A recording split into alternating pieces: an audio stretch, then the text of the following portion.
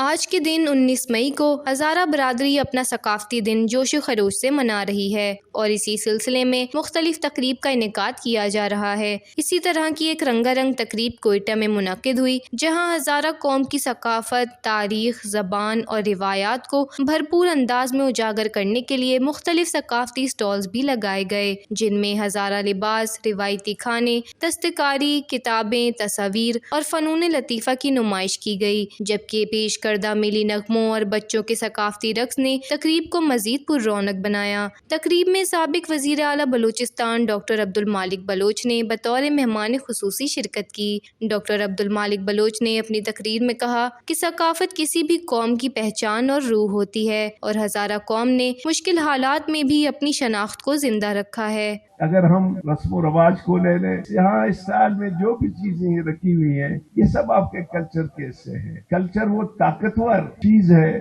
کہ دنیا کے ہر اقوام میں پائی جاتی ہے اور لوگ اس پہ فخر کرتے ہیں۔ یہ ہماری بدقسمتی ہے کہ ہم نے اپنے کلچر کے جو بہترین چیزیں تھی ان کو فحاشی قرار دے کر اپنے کلچر سے نکال دیا ہے۔ آج ہماری دلی خواہش ہے کہ یہاں کے کلچر کو، ان کو ہم اپنی بچوں کو کورسز کی صورت میں پڑھائیں۔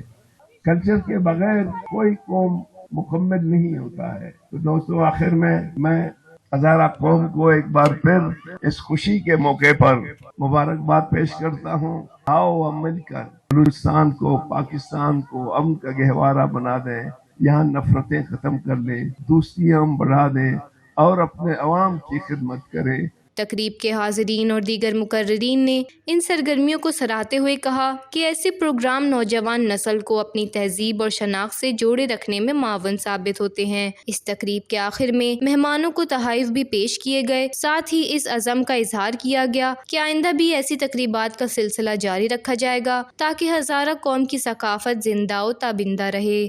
وش نیوز، کوئٹہ، بلوچستان۔